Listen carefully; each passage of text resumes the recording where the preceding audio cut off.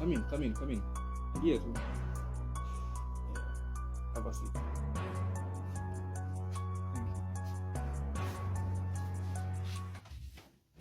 So my name is Dr. BR and mimi nafanya blood transfusion.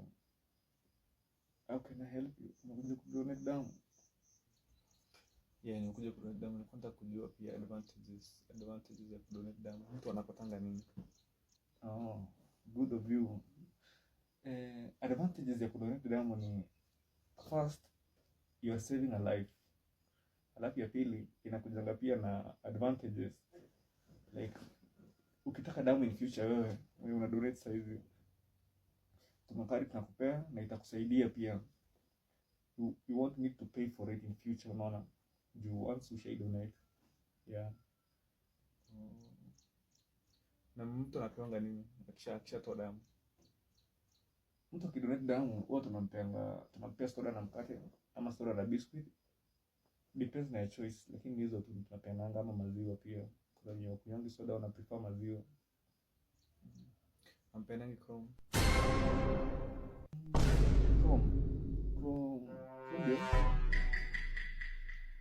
Chrome. Ni makali. Pombe and like mtu hizi toda na pombe. No. Atupenangi pombe. Actually, mbona sio kuambia atuchukuangi damu ya mtu wanatumia drugs. Hard drugs. Alcohol inaweza kuwa better, lakini usikuwa umetumia for the past 7 days. Unaona? Lakini hizo zingine no. Labda majani. Tea leaves, sio nikisema majani si leaves ya nini? Jaba, no. Majani ya tea leaves. Yeah. The blood of Jesus. I'm very stupid, I'm very foolish.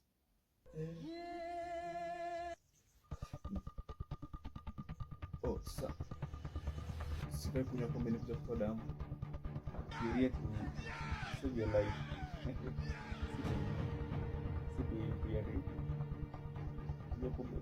Pombe and drugs zina rule na blood system. Yeah. Now you get it.